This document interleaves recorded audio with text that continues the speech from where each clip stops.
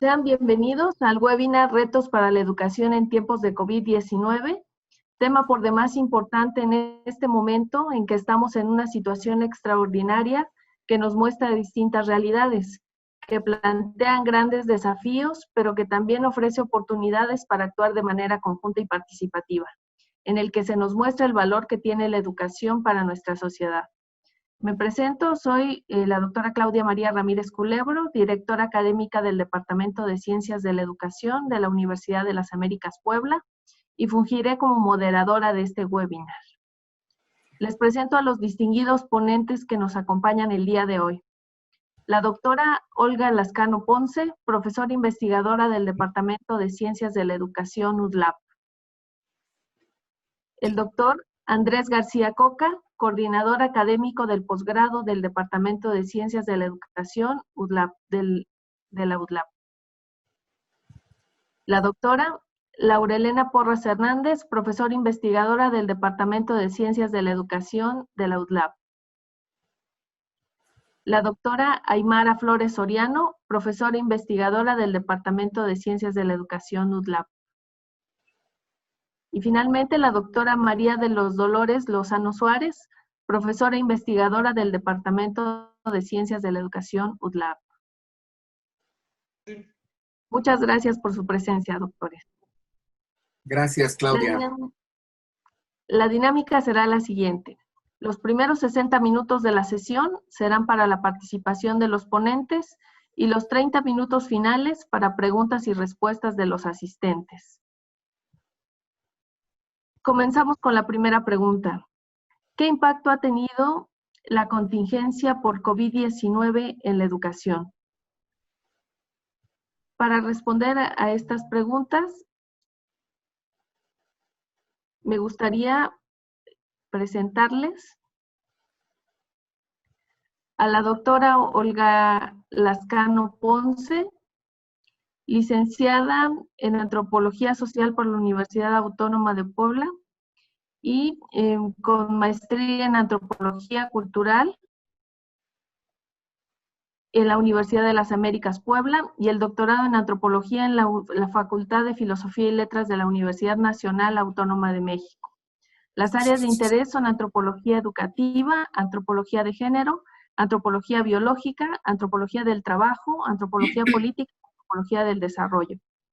Ha sido Temporary Advisor para la Organización Mundial de la Salud, actuando como Regional Partner en el proyecto Medication Use in Puebla, México, Results of a Household Research. Fue directora del Centro de Desarrollo Regional de la UDLAP, así como consejera electoral en el Consejo General del Instituto Electoral del Estado de Puebla de 2006 a 2015, año en el que fungió como consejera presidente. De 2017 a 2019 fue directora regional suroriente del CONACYT. Es profesora a tiempo completo en la Universidad de las Américas Puebla, habiendo impartido más de 30 cursos diferentes a lo largo de 25 años. Ha sido miembro del Sistema Nacional de Investigadores y es evaluadora de proyectos del Consejo Nacional de Ciencia y Tecnología. Ha dirigido más de 15 proyectos aplicados al desarrollo sostenible, ha presentado ponencias en más de 50 eventos académicos, tanto nacionales como internacionales, y tiene más de 30 publicaciones nacionales e internacionales. Los dejo con la doctora Olga Lascano. Muchas gracias, Claudia. Es para mí un gusto tener el contacto en esta plática sobre un tema relevante en función del desarrollo de nuestro país. Y cuando hablamos de educación, frecuentemente lo contextualizamos directamente en el proceso enseñanza-aprendizaje en el aula. Sin embargo, yo voy a salirme del aula, voy a salirme de la escuela para tener ese contexto de interacción socioeconómica donde la educación es fundamental porque es un indicador estratégico del desarrollo humano y tiene implicaciones directas en el bienestar y en el desarrollo económico. Y un vínculo que voy a presentarles en esta mañana es precisamente la educación y la pobreza. Y cómo este aspecto ha tenido grandes impactos directamente en el ejercicio directamente de la función pública educativa sobre la continuidad de un programa de estudios educativos cuando enfrentamos una problemática tan grave como ha sido esta pandemia del COVID-19. Claudia, si seguimos. La siguiente, por favor. Para poder contextualizar a ustedes cómo estamos manejando la pobreza, bueno, pues una persona en situación de pobreza presenta, para poderlo determinar en esa situación, una sola carencia de los indicadores generales, tanto manejados por Naciones Unidas como por nuestro Consejo Nacional de Evaluación, que es el Coneval, y uno de los principales es rezago educativo. Si un hogar, una familia presenta rezago educativo, implicará una proyección, imagínense ustedes, en relación a la población en México, de millones de hogares. Otro de los aspectos, precisamente el que estamos padeciendo, es la atención o la aplicación de los servicios de salud. Otro de ellos es la seguridad social, la calidad de los espacios de la vivienda, pero si en la vivienda solamente falta uno de los servicios fundamentales, como es el caso del agua, ya tendremos también otro indicador que indica la gravedad de la situación de pobreza de más de la mitad de nuestra población en México. Es que no es un problema menor. Cuando menos en la última censo de Coneval nos informa que había 53.5 millones de pobres.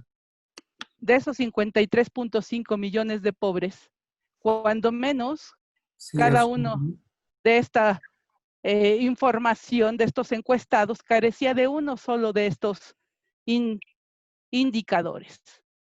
Imagínense ustedes cuando la situación de pobreza persiste y llegamos a la extrema pobreza, y ya no solamente es uno de esos indicadores, sino cuando menos 3 de estos indicadores.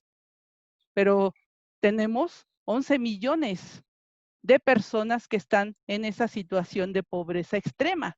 Hablé primero de pobreza extrema, y con esta situación de la pandemia de COVID, ya INEGI está proyectando que cuando menos aumentarán 9 millones de pobres.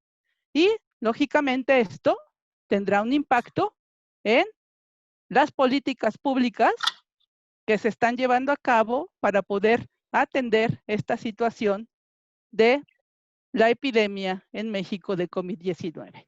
Seguimos, Claudia, por favor.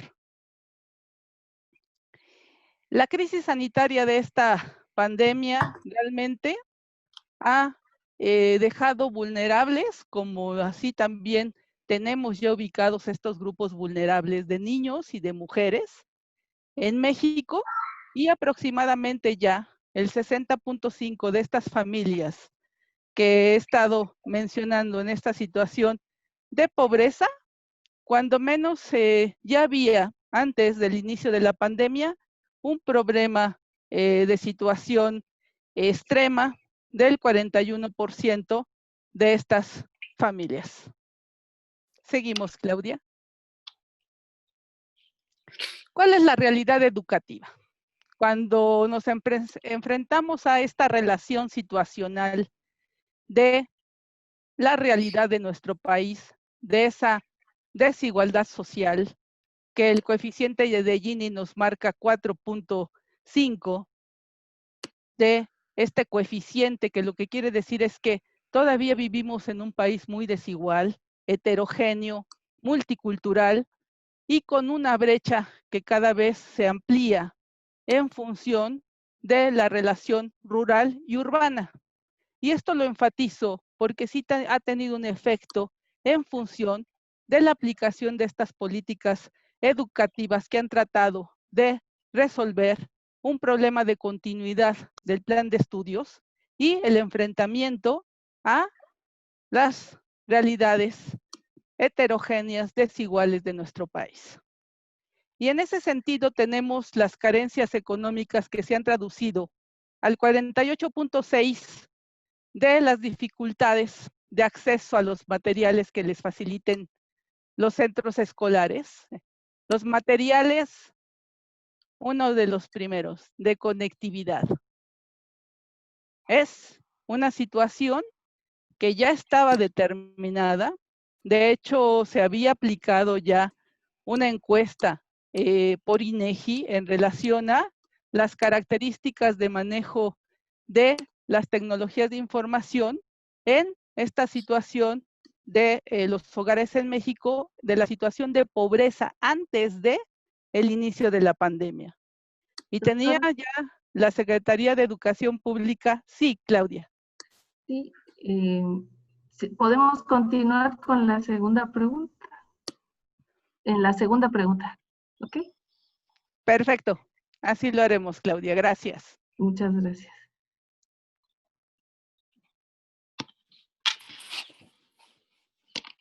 Para seguir con esta pregunta,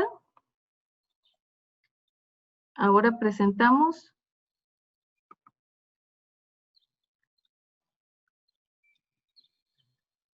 al doctor Andrés García Coca.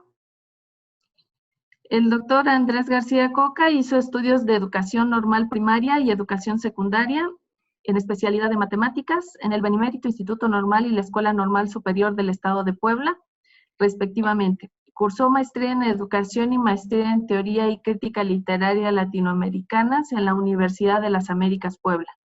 Tiene diplomado de planeación y descentralización de la educación a nivel municipal en la Universidad de Manizales, Colombia.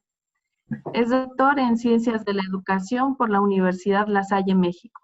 Representante de la UNESCO en el Seminario Internacional de Formación Continua de Docentes en Servicio en la ciudad de Lima, Perú. Profesor en el Departamento de Filosofía y Letras. Subsecretario de Planeación Educativa, subsecretario de Educación Básica y director general del Instituto Estatal de Educación para Adultos en la Secretaría de Educación Pública en Puebla. Actualmente es profesor y coordinador de posgrados en el Departamento de Ciencias de la Educación en la Universidad de las Américas Puebla. Muchas gracias, Claudia. En verdad es una satisfacción estar con ustedes, sobre todo viendo que se incrementa minuto a minuto nuestra audiencia. Yo quiero, en primer lugar, señalar que estamos todos en este proceso, y cuando digo todos y todas, por supuesto, por equidad de género, estamos viendo cómo el impacto que nos llega. Creo que la primera pregunta me adelanté, Claudia, pero si la haces, por favor. La primera pregunta que estamos respondiendo es ¿qué impacto ha tenido la contingencia por COVID-19 en la educación? Exacto, el impacto es tan alto, diría yo, que seguramente las lecturas que han tenido, esto dicen algunos que han recorrido la historia, pasa cada 100 años, otros dicen que estamos en el momento del cambio, otros dicen que la naturaleza, que es nuestro planeta, nos está diciendo, aquí estoy, me llamo planeta Tierra, soy uno de los elementos de la constelación donde el centro es el Sol y nosotros estamos alrededor y estamos en una constelación muy grande. Pues bueno, retos, desafíos. ¿Qué pasa con el proceso educativo? La siguiente, por favor, Clau. Sin lugar a duda, el impacto que está dando este momento histórico que estamos viviendo, llamado contingencia, impacta la arquitectura educativa. Yo me imagino como si fuera un terremoto, ¿no? Que la arquitectura educativa lo resiente por todo lo que ustedes saben, todos los que nos están escuchando, desde, perdón, el maestro de inicial o maestra hasta nosotros en el nivel superior. Toda la arquitectura educativa se mueve. No he dicho que se derrumbe. Esto lo dejo muy claro porque tenemos cimientos muy fuertes que no podrán derrumbar a la educación. ¿Y en dónde impacta este momento histórico? impacta en los 4 pilares que seguramente todos hacemos, que seguramente todos cotidianamente hacemos y seguimos y seguimos y seguimos haciendo, como en este momento. Yo intento construir, como lo dijo mi compañera Olga, los saberes. Intento construir en ustedes el hacer, el convivir, el ser y el aprender. Entonces, tenemos que retomar esa idea. La siguiente, Clau, por favor. Tenemos que construir, reconstruir, y si llegara otra contingencia como esta, que no esperamos de inmediato, pero que sí puede volver, pues volver a reconstruir. Esa es la tarea educativa. Es la tarea que tenemos todos los que nos escuchan, aunque no sean maestros, aunque sean ingenieros, arquitectos, médicos, que son los que ahorita tienen el escudo sanitario más fuerte, también los maestros. La siguiente, por favor. Todos ustedes, seguramente, no me voy a extender más, entienden perfectamente, porque lo han hecho cotidianamente, el aprender a conocer, el aprender a hacer, el aprender a convivir. Ahorita estamos conviviendo, aunque hace falta el abrazo, el beso de saludo, el apretón de manos, el apapacho, como dicen coloquialmente. ¿Para qué? Pues para ser. Porque el ser, como lo dice ahí y lo leen todos, implica un proceso fundamental que recoge todo lo anterior. Recoge el conocimiento, recoge la habilidad y recoge la convivencia y desarrolla su personalidad. En la diversidad está la riqueza de la pluralidad. Lo señalaba Olga con esas precisiones que vio y que impactaron la pobreza, los índices de pobreza, cuándo, dónde, cuándo, dónde, cuándo. Y por supuesto, desarrollar autonomía. Estos 4 pilares, abajo está la cita, y ustedes seguramente han leído y han hecho, porque de eso se trata. La siguiente, por favor, Clau. Me he encontrado en el recorrido que hemos hecho de parte de la Universidad de las Américas que hay escuelas que han superado los 4 pilares. Y además del aprender a conocer, el aprender a hacer, el aprender a convivir, el aprender a ser, les han mostrado a sus alumnos en algunas escuelas donde hemos estado que hay que trascender. Y creo que hoy es la oportunidad de trascender, porque estamos formando ciudadanos del mundo. Nosotros somos ciudadanos. Yo me estoy autoformando y ustedes también se están autoformando. Y por lo tanto, cuidamos el medio ambiente, promovemos la convivencia y desarrollamos conocimiento. En mis clases de ética que he tenido con muchos de los alumnos que han egresado, lo primero que les digo es que hay que cuidar la casa. Mi casa debe estar limpia. Mi casa debe tener cimientos fuertes. Y mi casa, pues, es el planeta. Y hay 17 objetivos de desarrollo sostenible que seguramente algunos conocen y que si no pueden entrar a San Google y ahí les van a decir que el 4 y el 3 son muy importantes, como el 1 que tocó Olga, ¿no? Abatir la pobreza y también, obviamente, el 4 que es la educación de calidad. El proceso educativo va a ser a través de nosotros, a través de los docentes, a través de esto que están haciendo ustedes per se. Nadie les puso un citatorio. Todos están entrando porque es su pensamiento de formación continua y permanente. Porque el ser humano, que es lo que está ahí, somos nosotros. Y somos historia, somos biología y somos, por supuesto, pasión de enseñar. Todos los que estamos inscritos ahora en este webinar tenemos seguramente la pasión por enseñar, porque la educación va en 3 puntos. Educación que implique aprender y reaprender y a desaprender. Educación que impulse la formación del ser a lo largo de toda la vida. Y educación que esté impregnando todas mis actividades, desde que me levanto y, por supuesto, hasta que vuelvo a tomar el sueño, porque esa es la existencia del ser. Continuamos con la doctora Laura Elena Porras Hernández, profesora investigadora del Departamento de Ciencias de la Educación de la Universidad de las Américas Puebla. Es doctora en Filosofía en el área de Tecnología Educativa por la Concordia University, Montreal, Canadá, con especialidades en investigación y desarrollo con medios y en desarrollo de recursos humanos. Ha sido consultora en proyectos de desarrollo con medios en empresas privadas y gubernamentales, tanto en México como en Canadá. Sus líneas de investigación se concentran en el estudio de procesos cognitivos y afectivos mediante el uso de nuevas tecnologías en educación, ambientes de aprendizaje colaborativo y formación y desarrollo de docentes. Los más recientes trabajos indagan el aprendizaje de valores y redes sociales, así como el desarrollo de juegos educativos con pertinencia cultural. Ha dirigido proyectos de investigación financiada, ha presentado ponencias libres y magistrales en congresos y foros, tanto nacionales como internacionales. Es autora y coautora de artículos, capítulos de libros y libros.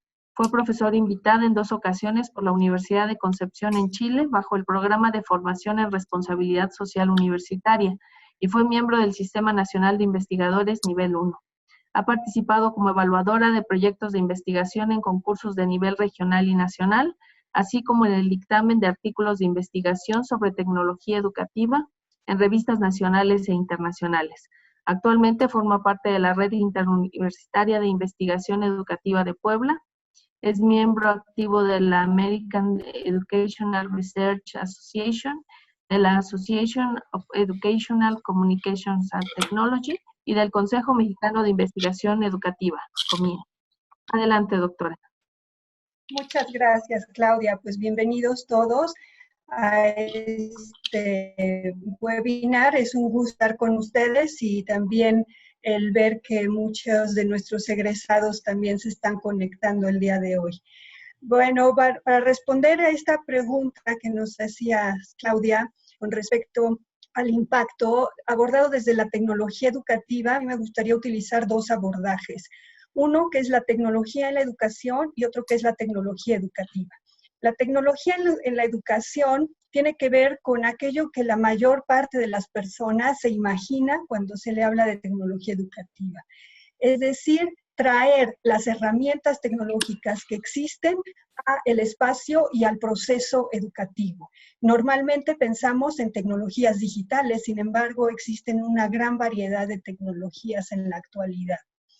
Y por otro lado tenemos la tecnología educativa en sí, que es como quienes estamos en el campo la entendemos, es una visión sumamente amplia en donde hablamos de la construcción de un conocimiento tecnológico, lo cual implica el unir lo que serían los conocimientos de las ciencias de la educación para generar innovaciones, herramientas, estrategias que puedan dar respuesta a los retos que presenta la práctica educativa.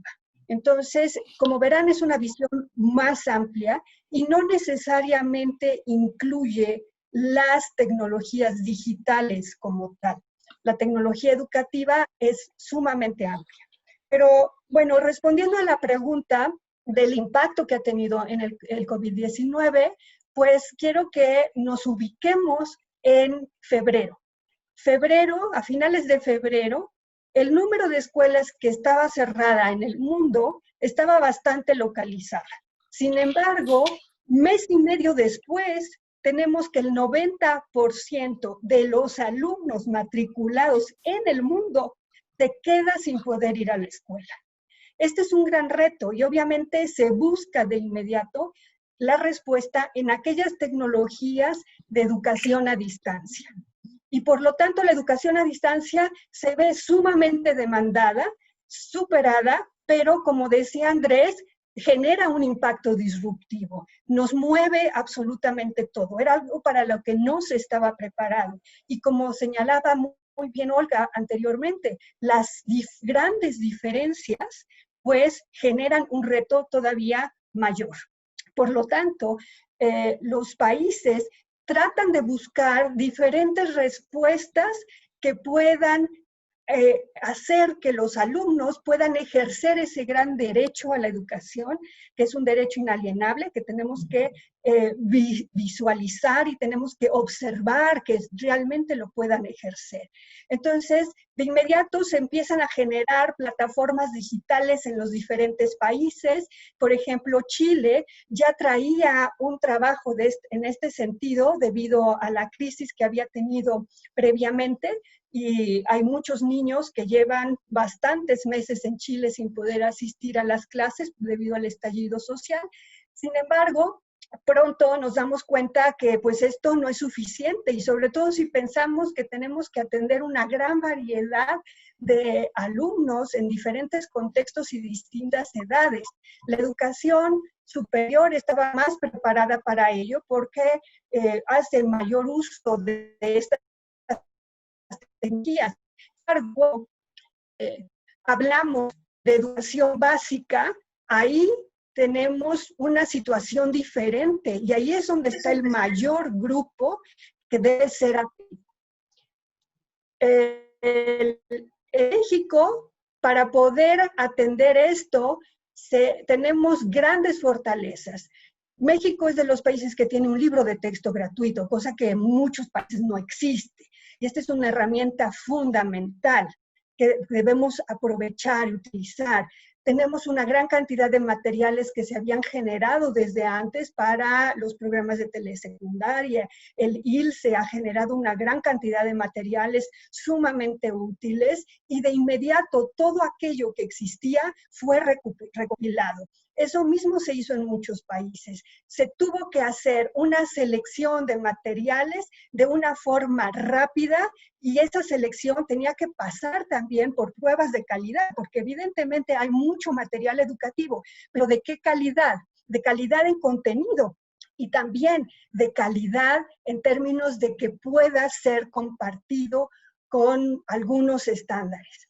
De hecho, esto generó también muchos enfrentamientos entre las personas que son netamente pedagógicas y aquellas que producen materiales, porque quienes producen materiales, por ejemplo, para televisión, tienen estándares sumamente altos y, sin embargo, muchos materiales que tienen fabulosos estándares visuales no tienen los estándares pedagógicos que deben ser.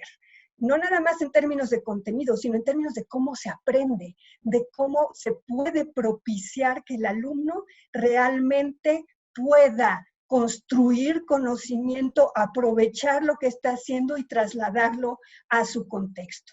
Entonces, el impacto es grande porque no nada más es traer esas tecnologías, ¿no? Se han generado muchas cosas. La verdad, aquí mi reconocimiento a todos los docentes, porque ha sido una respuesta fantástica la que han tenido. Esa vocación se ha visto plasmada en cómo buscan a sus estudiantes, cómo encuentran diferentes herramientas para entrar en contacto con ellos. De repente el WhatsApp, que era para chatear y demás, se convierte en algunas ocasiones en el único espacio para poder mantener ese contacto con mis alumnos, ¿no? Pero también demanda ciertas cosas que generan costos y entonces ahí viene el otro reto del que hablaba Olga previamente, ¿no? ¿Qué tanto se están generando también costos sobre la economía familiar? Entonces, la estrategia se ha diversificado, ¿ya? Sí, nos quedamos. Se ha diversificado. Sí, gracias. Se ha diversificado y creo que seguimos en una construcción muy grande. Es muy interesante realmente lo que está pasando y cuando empezó todo esto del COVID me preguntaban, bueno, ¿y cómo te sientes? Y yo les decía, pues yo me siento un tanto emocionada, debo confesarlo, porque se van a generar muchas cosas. Hasta acá mi respuesta a la pregunta. Gracias, Claudia. Y gracias, Laura. Continuamos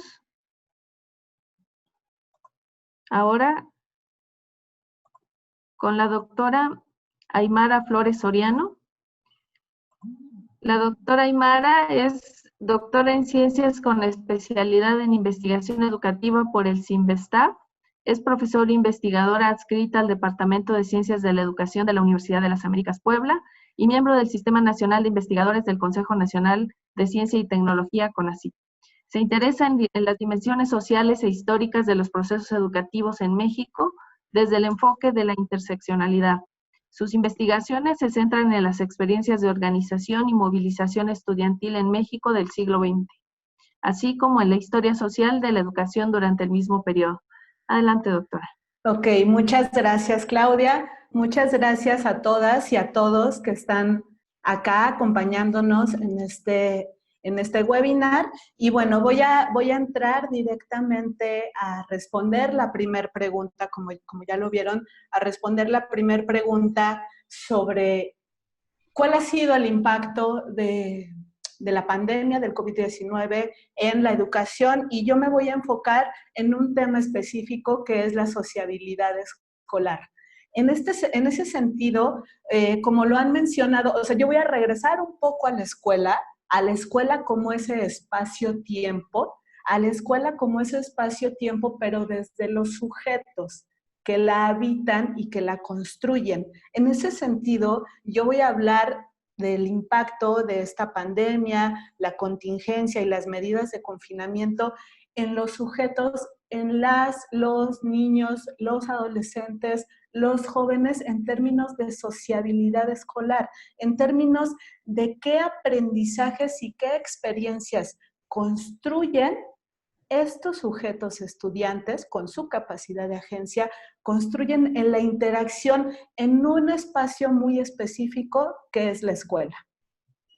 Lo que a partir de toda la parte de las teorías sociales y antropológicas y sociohistóricas que han abordado el tema de la sociabilidad escolar y cómo la escuela forma sujetos, no solo con los conocimientos que circulan en la escuela, los conocimientos curriculares, sino con los sentidos que en la interacción social los estudiantes, los y las estudiantes dotan a sí mismos, sentidos, significados, se dotan a sí mismos, pero también dotan hacia los otros, las y los otros. La escuela es un espacio específico, con normas, con discursos, con prácticas específicas que pareciera que el principal elemento es la construcción de conocimientos académicos y científicos, pero en esa escuela los sujetos se apropian de esos espacios. Entonces, aquí cuando hablamos de sociabilidad escolar, yo voy a hablar, y de su impacto por la pandemia, voy a hablar no solo de esas interacciones adentro del salón, mientras están los procesos de enseñanza y aprendizaje curriculares. Me gustaría enfocarme justo a esta parte, a la objetividad social, a las condiciones materiales de la escuela en los espacios donde las y los estudiantes habitan esa escuela. Sobre todo habitan en términos de sujetos, de interacciones, piensen en los pasillos, piensen en los baños, piensen en los espacios comunes, piensen en los patios. Y aquí hablamos en esta escuela, me refiero a la escuela como institución social, desde la educación básica hasta la educación superior, la universidad, el campus, los jardines. Piensen en esos espacios que posibilitan la interacción de formación de sujetos, donde estos sujetos se encuentran con la otredad. Y bueno, pareciera, como lo que ustedes pueden ver acá, pareciera que el impacto en términos de sociabilidad escolar, el impacto es obvio, ¿no? La irrupción de la cotidianidad escolar, pero lo obvio hay que nombrarlo, porque de lo que estamos hablando es de formación de sujetos en un espacio específico que es la escuela. Las primeras, en la contingencia, por el riesgo de contagio, y aquí pongo en negritas las palabras riesgo de contagio porque ese enunciado produce sentidos y significados en la interacción social. Muchos y muchas piensan ustedes, la sana distancia, la distancia social, el confinamiento doméstico. ¿Qué pasa en términos de cómo significan los niños, cómo significan los adolescentes, cómo van a significar los jóvenes esta idea de lo común y del contacto y la interacción de cuerpos en los espacios comunes? En esta contingencia, lo primero que vimos es el impacto de la suspensión de clases presenciales, como ya lo mencionaron mis colegas y como lo mencionó muy precisamente Laura, el 90% de las y los estudiantes a nivel mundial se vieron impactados por estas medidas de confinamiento. Se cierran las escuelas, se traslada el espacio, las prácticas de enseñanza y aprendizaje escolares al confinamiento doméstico y se establece la distancia social. La distancia social, que es específicamente distanciarnos en términos físicos, en términos corporales, porque hay un riesgo de que esos cuerpos estén juntos. Entonces, eso en México, ustedes y para la educación básica, todas y todos sabemos o hemos escuchado y vimos que la estrategia educativa federal fue Aprende en casa por televisión y en línea. Y aquí les pongo una imagen que no es meramente ilustrativa, sino que quiero acompañar con mi discurso y el punto de cómo ha impactado la contingencia y las medidas del confinamiento doméstico. Esta imagen que ven acá en la pantalla es del Manual de Recomendaciones para Estudiantes por parte de la Secretaría de Educación Pública para esta estrategia de Aprende en casa por televisión y en línea. Y fíjense que... doctora. Sí, ahorita me apuro. Fíjense acá, en este traslado de los aprendizajes escolares a la escuela, es muy representativo que está la familia, el niño, en este caso, en esta imagen, y los padres. ¿Qué hay de la sociabilidad escolar? En ese sentido, el impacto es primero en la dimensión colectiva del aprendizaje, trasladando lo escolar a lo doméstico, que sabemos que no se traspasa como tal, por la obviedad del espacio, de los tiempos y los espacios que significa la institución escolar. Se suspenden las interacciones sociales cara a cara entre estudiantes, entre niñas, niños, adolescentes y jóvenes, y aquí cuando hablamos de estudiantes no hablamos de sujetos homogéneos, como lo han dicho, mis colegas, lo ha dicho Olga, la diversidad, las desigualdades sociales. La escuela, si bien tiene ciertas formas normativas, la escuela posibilita en tiempos y en espacio el contacto entre diversidades, entre muchos diversos y muchas diversas. Ha impactado esta contingencia en la recomendación, en nuestro país por lo menos, en otros países se ha hecho más normativo, más coercitivo, la recomendación de no ocupar espacios públicos o comunes, y la suspensión en términos de experiencias de los estudiantes de sociabilidad escolar, la suspensión de encuentros y espacios lúdicos, de ocio, la diversión entre pares, como lo decía Eduardo Báez en sus investigaciones sobre los espacios escolares, las prácticas de ocio y la formación de identidades juveniles. La escuela es ese espacio que posibilita estas formas de identidad, esta formación de sujetos. Le dejo hasta aquí. Muchas gracias. Gracias, doctora. Continuamos ahora con la doctora María de los Dolores Lozano Suárez, licenciada en Matemáticas Aplicadas por el Instituto Tecnológico Autónomo de México, el ITAM, maestra y doctora en Educación por la Universidad de Bristol, Reino Unido. Es miembro del Sistema Nacional de Investigadores y es autora de artículos de investigación publicados en revistas nacionales e internacionales. Ha escrito libros de texto de matemáticas para primaria y secundaria y ha desarrollado material didáctico de preescolar y primaria para la Secretaría de Educación Pública.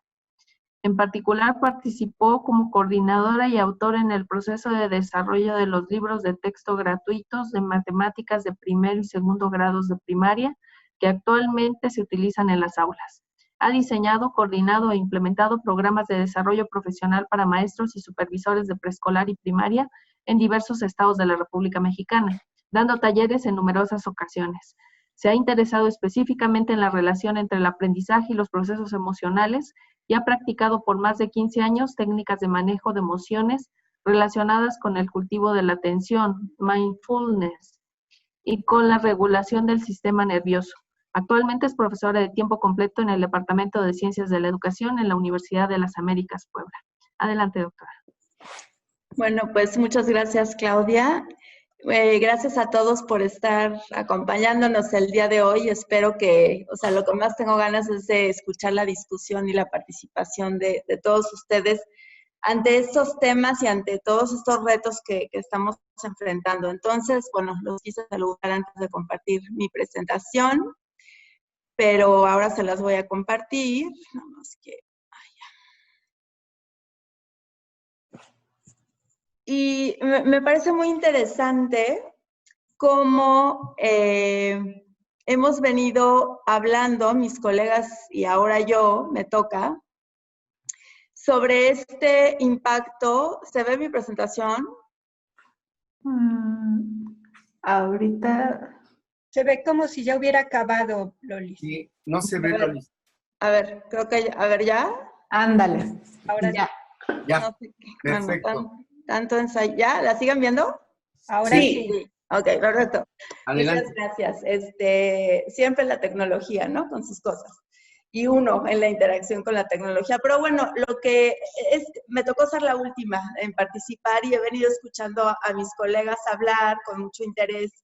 Y veo cómo este abordaje del impacto que está teniendo en la contingencia de la educación lo hemos hecho desde distintos ángulos y veo cómo, o sea, empecé a ver como un camino desde lo más amplio, con lo que veo eso desde la política, desde los contextos más amplios, hacia lo último que hablaba Aymara sobre esos espacios de la interacción social, esos espacios escolares de interacción social. Y ahora yo que voy a abordar el impacto desde lo socioemocional, mucho más yéndome hacia lo individual. Entonces me parece bien interesante cómo se ha hecho ese caminito, ¿no? Entonces, el impacto que ha tenido la contingencia desde el ángulo socioemocional, lo primero que a mí me resalta o que me llama la atención es que esta contingencia pone de manifiesto de manera mucho más evidente la importancia de los aspectos socioemocionales. O sea, si bien es una discusión que ya estamos teniendo desde antes, no surge con la contingencia, me parece que la contingencia sí trae, por todo lo que hemos venido platicando con los colegas, pone de manifiesto la importancia de acercarnos desde la educación a estos aspectos. O sea, la educación tradicionalmente, de manera oficial, porque yo creo que hay la educación oficial y la como extraoficial, pero de manera oficial el énfasis está puesto en la enseñanza de todo lo que tiene que ver con procesos cognitivos y con las asignaturas académicas por excelencia, aunque hay la inclusión del arte y de la actividad física y demás, pero es un énfasis marcado en esto, ¿no? Y entonces, yo lo veo esto como ha sido muy duro, estamos viviendo unas circunstancias pues muy complicadas, muy complejas, pero también veo como una oportunidad de que esto todavía nos llame más la atención sobre estos aspectos de los que no se habla tanto, de los que, o sea, todo el discurso oficial y todo eso va siempre en la dirección de hay que cumplirlos con los planes y programas. Si bien tenemos ya en los planes del 2017 un área que aborda lo socioemocional, la importancia sigue siendo de las evaluaciones, de todo en las asignaturas, español y matemáticas principalmente, ¿no? Y bueno, yo soy matemática, me encantan las matemáticas, no estoy diciendo que no sea importante, pero sí me parece que toda la problemática que estamos viviendo ahora se está resaltando a través de, o sea, se está resaltando estos temas de los que no hablamos tanto, y eso me parece bien interesante, creo que es una gran oportunidad, ¿no? Ahora, bueno, no voy a repetir como tanto, sí, o sea, Olga ya lo dijo, el porcentaje de niños y familias que están viviendo estrés, yo creo que todos estamos viviendo estrés, en mayor o menor grado, todos estamos recibiendo este bombardeo de información, estos cambios que hemos tenido en nuestros contextos de interacción, como decía Aymara, en nuestra vida cotidiana. Gente con la que no convivíamos tanto, ahora tenemos que convivir más tiempo, y las personas con las que convivíamos más tiempo, ahora no podemos convivir. Entonces, todos esos cambios traen una serie de respuestas a nivel individual, desde el sistema nervioso, que es ahora donde me voy a ir un poco, que hay que abordarlos desde la educación, ¿no? O sea, que ya es momento que la educación pues tome su derecho también en estas áreas, que no son las académicas per se, ¿no? Entonces, poniendo eso de manifiesto que sí, hay que atender eso. Ahora, ¿qué sabemos? Muy brevemente, obviamente no puedo profundizar en esto, pero a mí algo que siempre me ha gustado la biología y siempre me ha gustado la anatomía y el ser humano, tanto en la parte social como su parte biológica, ¿no? Entonces, yo me he dedicado a estudiar un poco eso en los últimos años y me parece súper interesante el acercamiento que las neurociencias están teniendo hacia qué son las emociones y cómo se manifiestan estas emociones en el cuerpo, porque esta ciencia que es tan joven, de las neurociencias, debido a la tecnología, está pudiendo ver cosas que antes era un poco de caja negra. O sea, sabemos que hay emociones, o sabemos que la cognición está, que hay procesos que están sucediendo por ahí, que hay construcción de esquemas, no sé qué, pero ahora estamos empezándonos a asomar a ver cómo está sucediendo esto a nivel biológico, ¿no? Entonces, es muy interesante lo que estas aportaciones pueden traer a la educación. Y una de las cosas más interesantes y más puntuales que traen es que es esta idea de que la emoción es el sustrato de la cognición. Entonces, si tradicionalmente se consideraba la cognición como una esfera, digamos, de acción del ser humano y la emoción como otra, y muchas veces en educación lo que se trataba de hacer era, bueno, sí, las emociones están acá, pero realmente la tarea de la educación es formar esta parte cognitiva. Las neurociencias ahora nos están diciendo, a ver, es que eso no se puede. No se puede por la... Mande, sí, ya voy. No se puede porque la emoción no puede divorciarse de la cognición porque a nivel biológico la emoción va primero. La emoción pertenece a a estructuras del sistema nervioso más antiguas evolutivamente y que tienen que ver con la supervivencia. Y regresando a este impacto de la contingencia, todos estamos moviéndonos hoy en día con un sistema nervioso que está en mayor o menor grado en un estado de alerta.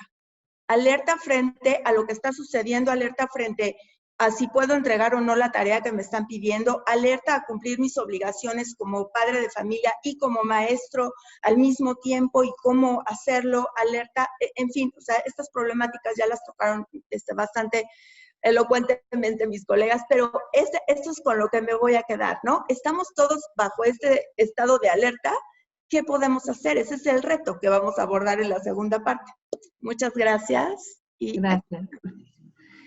Bueno, pues continuamos con la segunda pregunta, que es, ¿qué retos enfrenta la educación ante la contingencia por el COVID-19?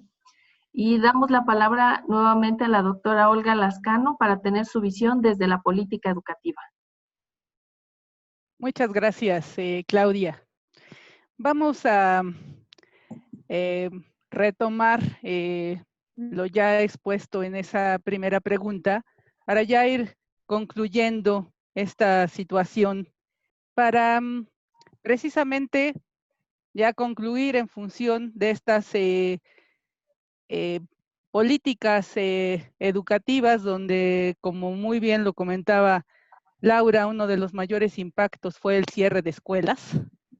Ahora, ¿cómo se enfrenta no solamente ese cierre de escuelas, sino esa estrategia de dar continuidad al proceso de enseñanza-aprendizaje desde los hogares y enfrentarse, como había comentado en una primera instancia, a una desigualdad abismal dentro de nuestros contextos nacionales, donde una de esas primeras divisiones es este contraste total entre lo rural y lo urbano, que en mi opinión se enfatizó, creció en este momento de esta aplicación estratégica de la política educativa, sobre todo, como muy bien lo comentan los participantes también en el chat. Uno de los ejes sustanciales fue la entrega de ese cuadernillo a los docentes para dar seguimiento a este programa educativo. Sin embargo, una de las primeras problemáticas y de impacto que creo que se tendrán que evaluar para poder no solamente superar esta contingencia del COVID, sino estar preparados para cualquier otra contingencia en el futuro y también para poder dar continuidad en una de las políticas básicas de este gobierno.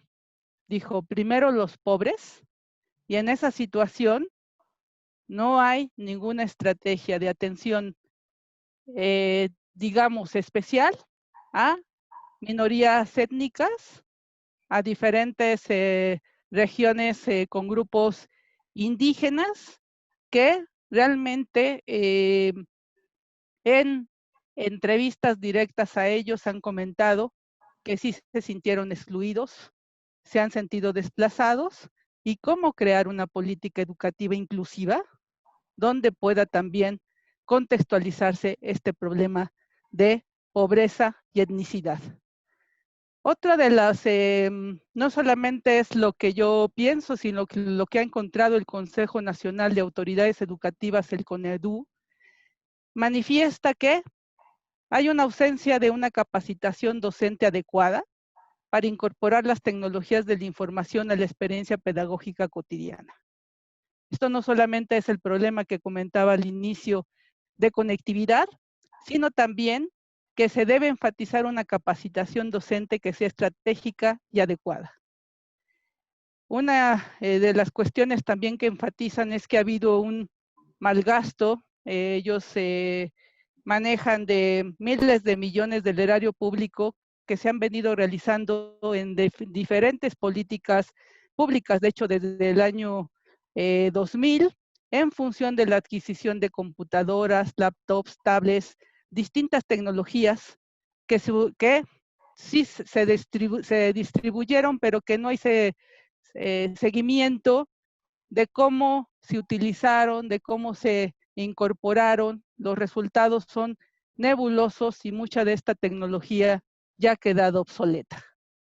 Y otra de las cuestiones también que manifiestan es que ha habido una precaria adaptación digital a los materiales didácticos.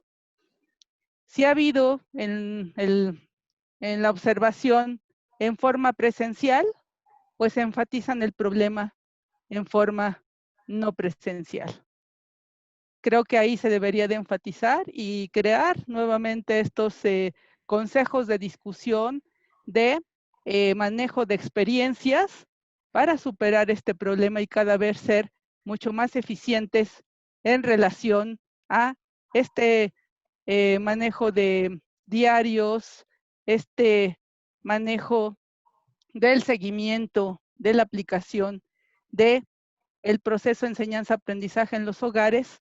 Y otra de las cuestiones que no debemos dejar de resaltar y que también se enfatizan desde la perspectiva macro y que se analizan desde la perspectiva micro, como lo ha hecho Aymara, es precisamente que el seguimiento directo del proceso de atención a los educandos fue de los padres de familia, específicamente el rol de género dado a las madres, y que una de las problemáticas también, y que esbozan, admiten algunas de las madres entrevistadas en las áreas rurales, es que no tienen la formación, no tienen la preparación, los conocimientos para poder dar atención a sus hijos como ellas desean, y eso provocó también una crisis mayor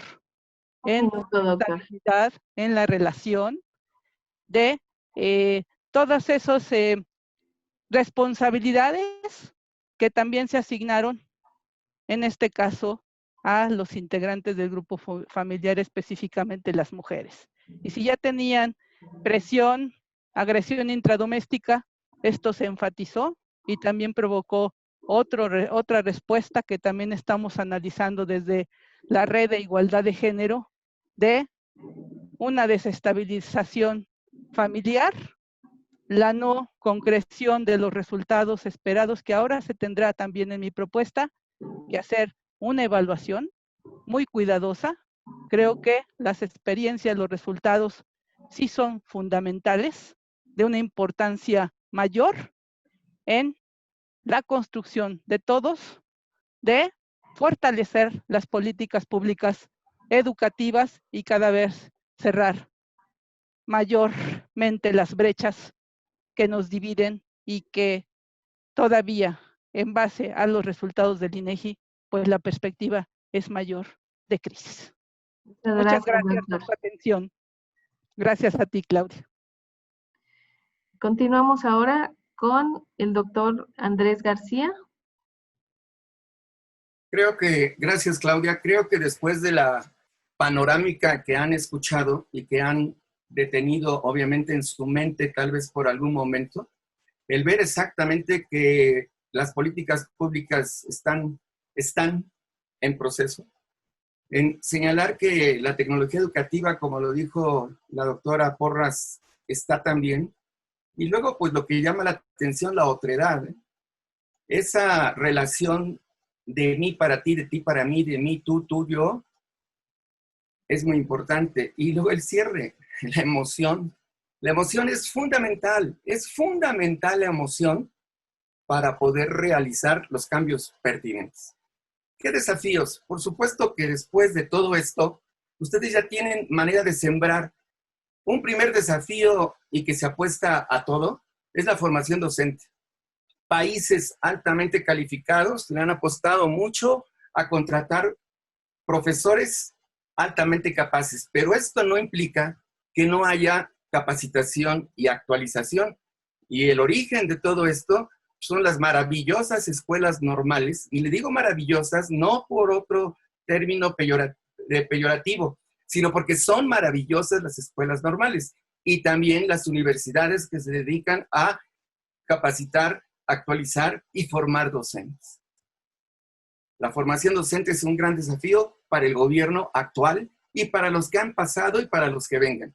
La infraestructura, por supuesto que no se puede hacer si no hay baños adecuados, como lo decía Aymara, si no hay una forma de lavarse las manos, si no hay todo lo que señala Olga, que hubo de los padres y las mamás que iban y decían, bueno, pues si no hay agua, ¿con qué se van a lavar las manos? El gobierno actual y el anterior y el que siga tendrá una gran responsabilidad. Tenemos una gran responsabilidad porque todos somos gobierno.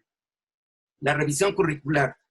Por supuesto que todo lo que aquí se ha señalado ya lo tienen anotado para poder hacer una revisión curricular, pero no hay que esperar que venga la revisión de arriba para abajo. Hay que empezar de abajo para arriba. Y entonces, a partir de mi desempeño, hago los ajustes curriculares. Y claro, las familias. Lo que terminaba de decir la doctora Lascano. Las familias. Importante llamar a papá y a mamá. Ahora están los papás y las mamás haciendo una función que es multitarea, multitask, en el sentido estricto de muchas cosas al mismo tiempo. Ya me imagino a la mamá Mari haciendo comida, lavando, planchando, atendiendo, volcándose con él, ese libro maravilloso en la figura anterior, que casi lo tiene tapado como si fuera almohada un estudiante. La que sigue, Clau, por favor. De todo lo anterior hay que innovar. Hay que innovar y hay que innovar. Esa es la práctica que debe de señalarse en todos los cursos de actualización docente, de capacitación docente y en todo, innovar. Innovar, puede la mamá innovar, puede el papá innovar. De hecho, ha innovado porque ha hecho lugares especiales en su casa para poder seguir la tarea educativa. La que sigue, por favor, Clau. El otro desafío es práctica de valores. Ya lo señalaba la doctora Lolis Dolores, ya lo señalaba. Una plena convivencia, pero primero conmigo, porque yo tengo que aprender a convivir conmigo, a comprenderme a mí. Lo decía la doctora Aymara, con el otro, la otredad con los demás, y luego cuidar la casa. El aprendizaje de idiomas y la práctica de lo que decía la doctora Porras, del uso de la tecnología, es decir, tener una cultura digital eficiente. La que sigue, Clau, por favor. Planeación, por supuesto, a quien le corresponda, de mejorar las oportunidades educativas. Lo señalaba la doctora Lascano.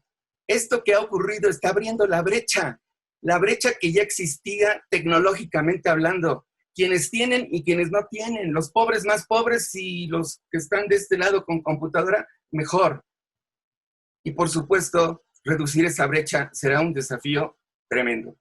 Gestión educativa.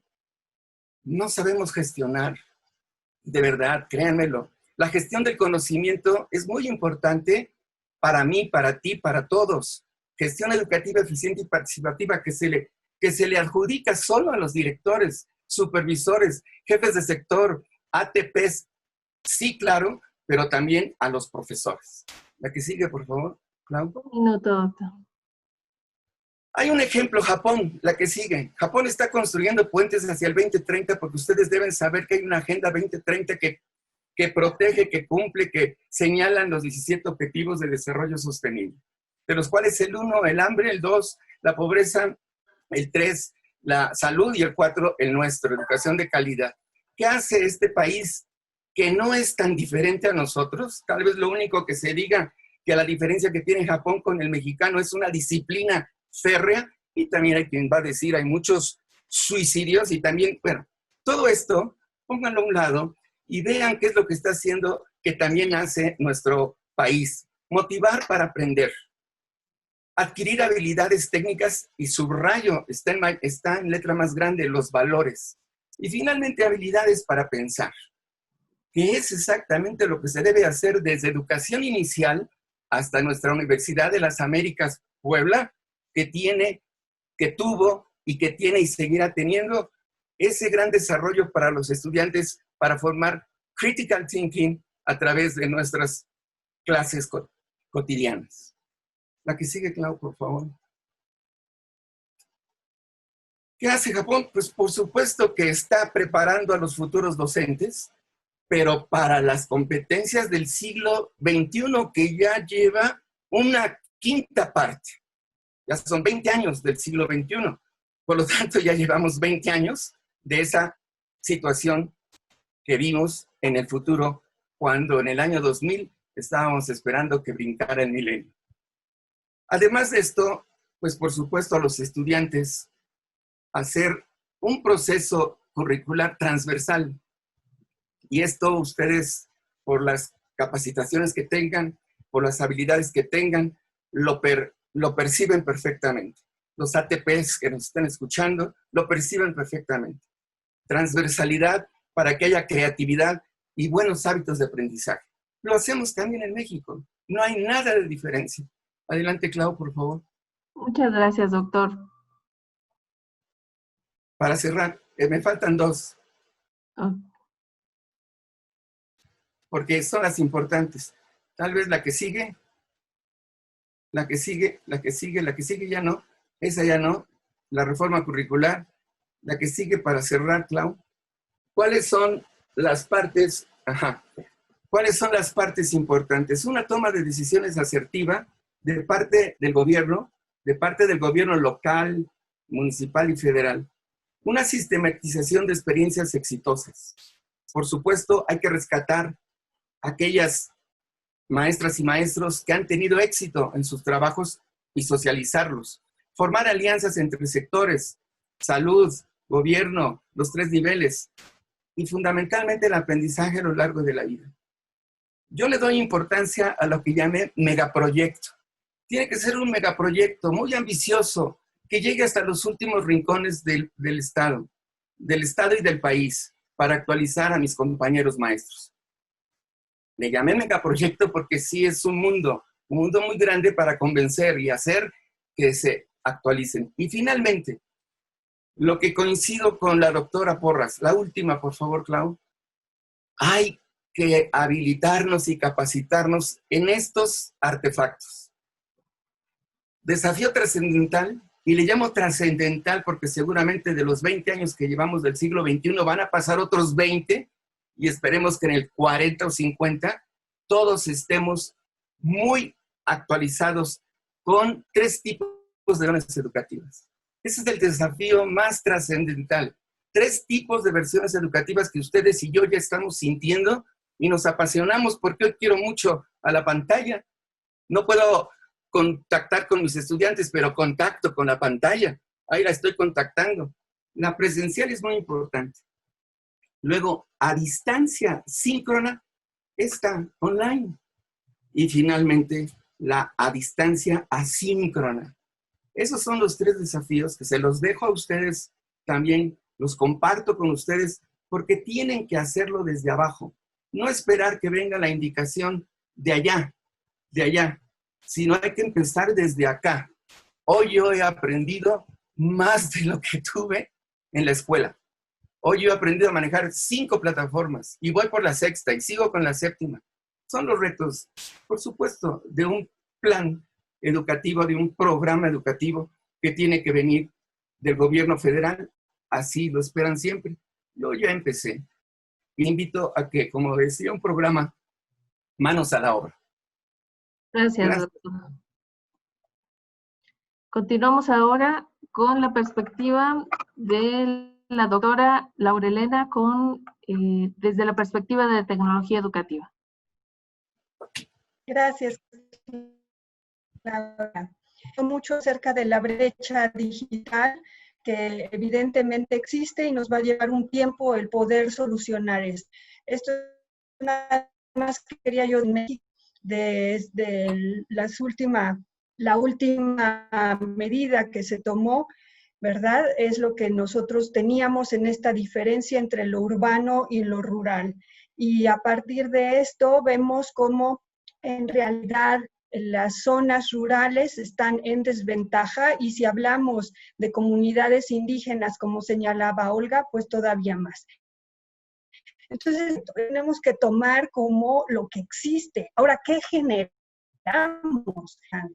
Porque, como bien decía el doctor Andrés García Coca, pues tenemos que buscar maneras diferentes de poder realizar nuestros procesos educativos para un contexto, unas realidades totalmente diferentes. Y entonces eso nos genera prioridades distintas también sobre aquello que se debe de aprender.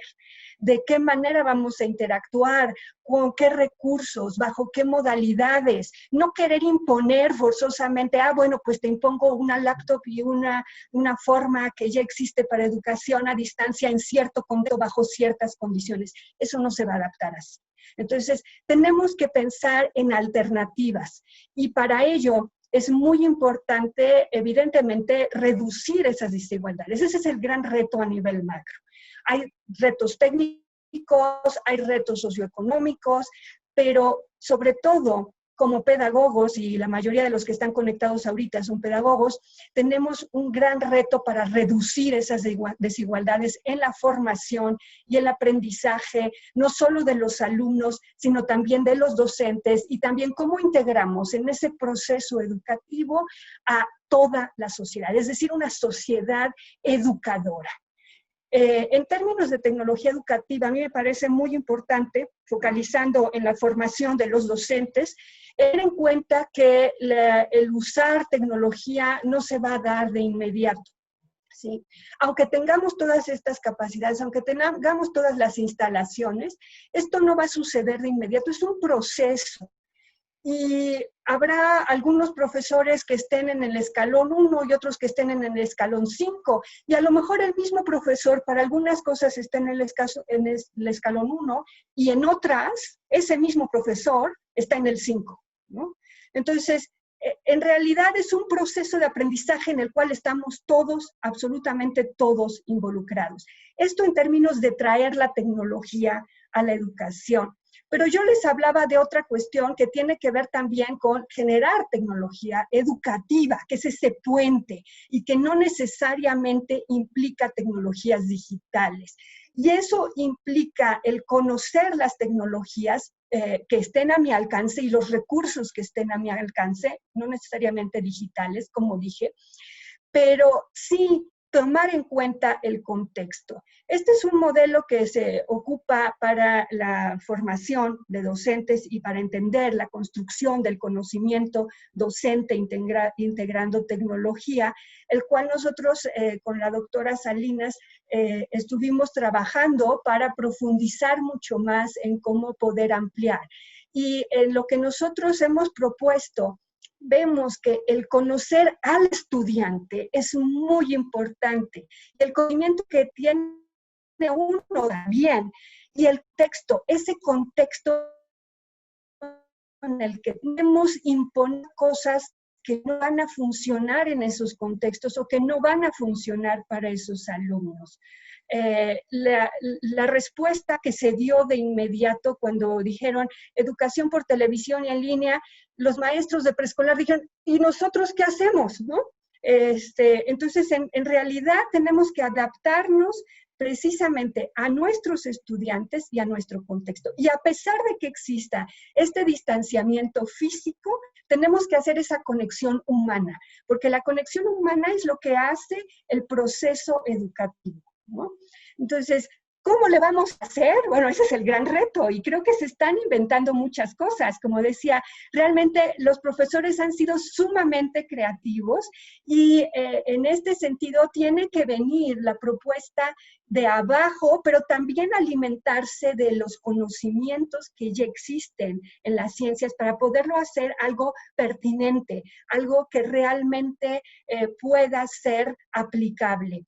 Entonces, tenemos que cambiar totalmente nuestro paradigma. Decía yo al principio que el impacto ha sido disruptivo y una innovación disruptiva implica cambiar el paradigma, cambiar la manera en que se motiva, cambiar. Sí, gracias, Claudia. Cambiar qué conocimientos y capacidades son relevantes y útiles en este momento, qué recursos son los pertinentes disponibles, ¿no? ¿Cómo logramos este balance para no pensar nada más en matemáticas, en ciencias, en español, sino cómo pensamos en el ser humano, un ser humano en sociedad además, ¿no? Entonces, que está interactuando en un mundo y en un contexto muy diferente del que nosotros nos tocó vivir. Entonces, creo que el gran reto es esa construcción de conocimiento docente que se tiene que ir dando y esto va a ser un proceso. Gracias. Muchas gracias, doctora Porras. Y continuamos con la doctora Aymara Flores desde la perspectiva de la sociabilidad escolar.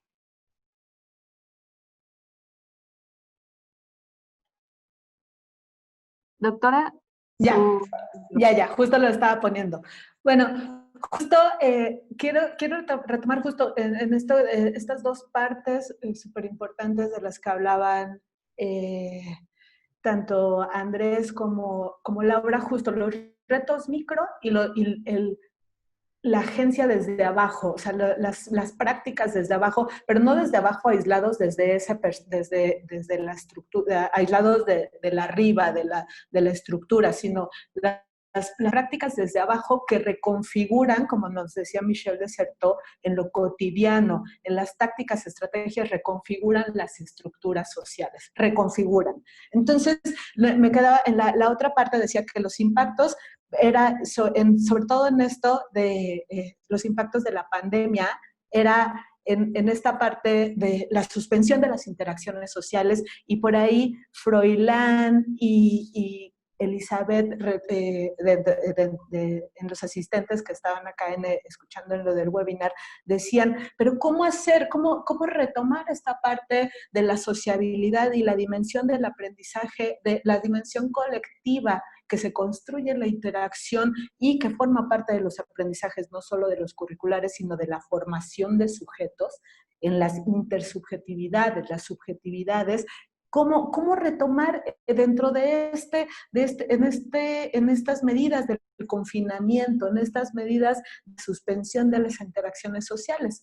Entonces, como les digo a mis alumnas, a la pregunta, pero ¿y entonces qué hacemos? Motiva el pensar y el repensar con más preguntas. ¿Qué hacemos con los desafíos a la sociabilidad escolar que nos presenta esta contingencia? Y sobre todo, no solo el confinamiento, sino el después del confinamiento. Lo que les decía hace rato, los sentidos, el cómo se configura, cómo el riesgo y el miedo, Lolis hablaba justo de estas emociones, el riesgo y el miedo también forman parte de eso, dotan de sentido al conocimiento de las y los otros, así como la solidaridad y la empatía y la confianza. Entonces, ¿qué desafíos tenemos? Pues repensar las formas y los medios para reivindicar el espacio escolar. Y aquí, cuando hablo de repensar las formas y los medios para reivindicar el espacio escolar, retomo lo que decían mis colegas, desde lo micro, desde abajo hacia arriba, desde las prácticas cotidianas. Y sí, estamos ahora en el confinamiento, estamos en línea, pero aquí me gustaría retomar también lo que dijo Laura. conozcamos a nuestros estudiantes, y yo aportaría no solo para el reto, el gran reto que tiene la formación de sujetos y el sistema educativo y las escuelas y la sociabilidad escolar, no solo conozcamos o más bien conozcamos a los estudiantes, pero a partir de las y los mismos estudiantes. Escuchemos a nuestros estudiantes. ¿Cuáles son sus experiencias? Preguntémosles cuáles son sus experiencias, pero en su doble, y esto no nada más ahora a partir de la pandemia, desde antes, la investigación educativa que atiende hacia las experiencias y a la formación de sujetos, parte de los sujetos. Escuchemos a nuestros estudiantes para repensar estas formas y los medios de reivindicar el espacio escolar. Escuchemos preguntémosles a las y los y les estudiantes desde su doble condición, como niñas, niños, niñas, adolescentes y jóvenes, y como estudiantes. Desde su doble condición. Sí, repensemos estas formas de aprender a construir vínculos de empatía y solidaridad en un contexto de pandemia y pospandemia. Repensemos la reivindicación del espacio escolar en este contexto de pandemia y pospandemia como ese espacio para construir relaciones que trasciendan la sociabilidad doméstica que ahora se llevó al confinamiento, lo escolar, al confinamiento a lo doméstico y la sociabilidad barrial. Y sobre todo, repensemos, que no critiquemos, que no obviemos y no neguemos las redes sociales como los espacios de interacción con las y los otros. Claudio Lomnitz, antropólogo, historiador, decía, la universidad, desde la universidad del siglo XV, era ese espacio donde las y los estudiantes intercambiaban ideas y contraponían ideas. Repensemos ahora en estos temas tan urgentes que están como las prácticas, discutir el racismo, discutir y proponer prácticas antirracistas, discutir pedagogías feministas, discutir pedagogías de la alteridad. ¿Dónde lo vamos a hacer en términos de sociabilidad? ¿En las redes sociales? ¿Qué hay de la escuela y de la sociabilidad escolar para que los niños, los adolescentes, los jóvenes discutan y tengan esas herramientas de la sociabilidad escolar para dialogar horizontalmente con las y los otros? Gracias. Muchas gracias, doctora. Y finalmente escuchamos la respuesta de los retos que enfrenta la educación actual ante la contingencia por COVID-19 desde el aspecto socioemocional con la doctora Dolores Lozano. Voy a ser breve para que ya pasamos a la sesión más interactiva de nuestro webinar. Entonces, bueno, nos habíamos quedado con esta idea de que a nivel individual, a nivel biológico, estamos interactuando todos a partir de unos sistemas nerviosos que están en mayor o menor medida en este estado de alerta y monitoreando nuestro entorno para ver si tenemos algo urgente que resolver, ¿no? Que este es el estado de alerta del sistema nervioso y bajo el cual nos encontramos todos debido a estas cosas que han sucedido últimamente, de las que ya hemos hablado bastante. Entonces, bueno, retomando también lo que han dicho los colegas de ¿qué vamos a hacer frente a esto, no? Y creo que Laura lo mencionó, una parte es enfrentar los retos desde el conocimiento, desde lo que ya se sabe, porque este trabajo con los aspectos socioemocionales viene de antes de la contingencia, y entonces es importante retomar lo que se sabe al respecto, y lo que se sabe al respecto del sistema nervioso y de su regulación es que es posible trabajar con el sistema nervioso de manera que podamos invitarle a regularse, es decir, invitar a este sistema nervioso que está muy pendiente de todo lo que está sucediendo y en este estado de alerta que no es tan conducente a que estemos inmersos en procesos cognitivos más analíticos, digamos, porque urge resolver otras cuestiones que están más presentes y que tienen más que ver con supervivencia y de miedo y de todo lo que hemos hablado, hay maneras de regular este sistema nervioso, de invitar a ese sistema nervioso a regresar a un estado de relajación y de reposo que es el conducente al aprendizaje. Entonces, sobre todo al aprendizaje académico, porque en el estado de alerta podemos aprender otras cosas que tienen que ver con la supervivencia, ¿no? Pero sí hay ya, pues, estudios y sí hay ya mucho trabajo hecho desde la psicología, desde la psiquiatría, desde las mismas neurociencias y desde la educación, en torno a este trabajar hacia la regulación del sistema nervioso. Entonces, no puedo profundizar mucho en eso ahorita, pero digamos, existen técnicas, existen herramientas, ¿no? Ahora, ¿cuáles son los retos principales que yo veo de estas herramientas que tienen que ver con respiración, que tienen que ver con cultivo de la atención o mindfulness, que tienen que ver con el desarrollo de las habilidades sociales, de la resiliencia, etcétera, etcétera, con el trabajo a nivel sistema nervioso? Hay una teoría muy bonita que se llama teoría polivagal, que tiene que ver con esta relación entre el sistema nervioso y el resto del cuerpo y cómo esto se puede trabajar, esta relación, para llevar a estos estados de mayor bienestar, pues. Entonces, pero está muy bien que existan todas esas cosas y unas han sido probadas en otros ámbitos no educativos desde hace muchos años, ¿no? Desde los 70, desde hace mucho tiempo en ámbitos médicos, por ejemplo. Pero algo que es importantísimo resaltar y que siempre que toco el tema de emociones en cualquier auditorio me gusta decirlo, y es que la educación socioemocional tiene que ser a nivel de vivencia. No puede ser la educación no emocional a nivel teórico solamente. O sea, podemos empezar a acercarnos a todos los aspectos afectivos desde definiciones, desde teoría, desde la biología, desde lo que hemos estado platicando, pero realmente el trabajo de desarrollo de inteligencia emocional tiene que ser en la experiencia, porque la emoción es a nivel cuerpo. Entonces no puede suceder a nivel cerebro, a nivel de estos procesos de pensamiento. Tiene que ser a nivel visceral, a nivel somático. Y ese es un gran reto siempre, antes y post COVID-19, ¿no? Es un gran reto, pero ahora es un reto mayor, ¿no? ¿Cómo trabajar con todo esto en condiciones de contingencia? Ese es uno de los retos más fuertes. Ya bueno, sí. Según yo iba a ser muy breve. Bueno, ¿cómo llevar? Lo que tengo son preguntas realmente.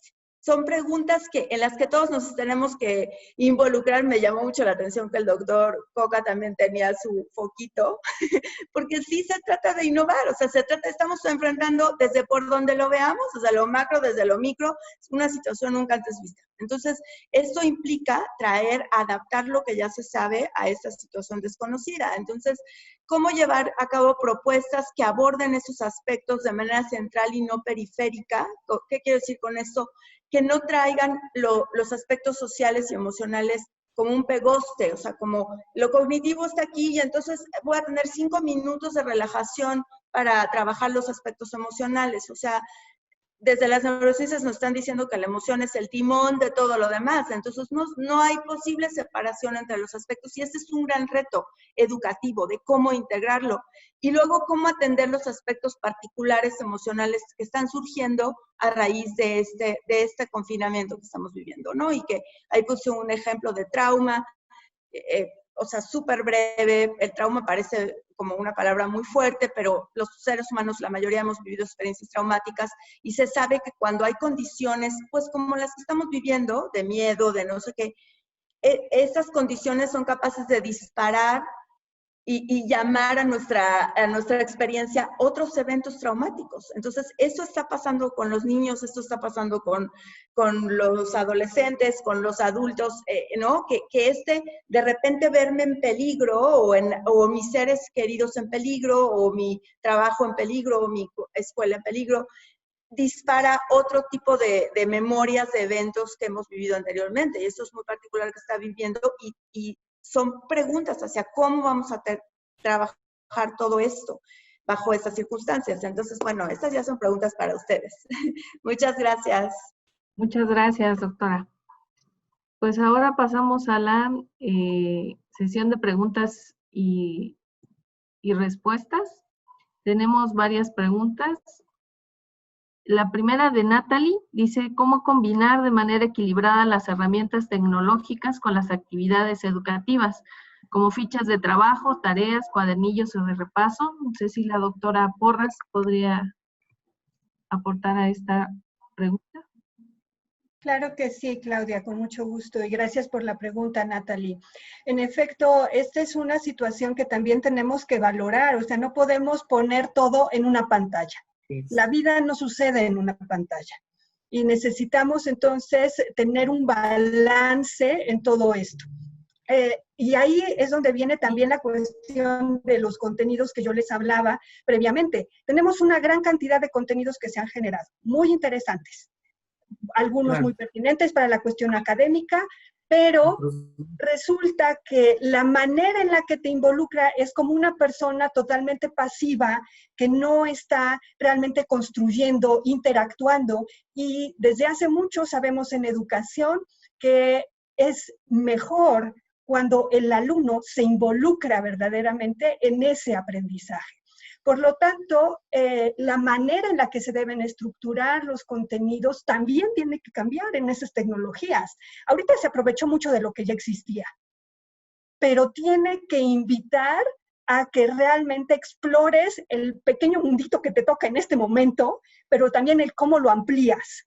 Y en unas experiencias diferentes que te involucren en todo tu ser, no nada más en el estar consumiendo y viendo la pantalla de una forma pasiva, sedentaria, porque si no al rato vamos a tener otro tipo de problemas, ¿no? Entonces, sí, definitivamente tenemos que generar pedagogías distintas, formas de interactuar diferentes y maneras de generar estos contenidos también distintos y orientaciones para los padres de familia, porque también es cierto, o sea, les ponemos toda la responsabilidad y los lanzamos ahí, ahora ustedes háganse cargo, pues no, pobres también, por eso nos repelan de pronto, ¿no?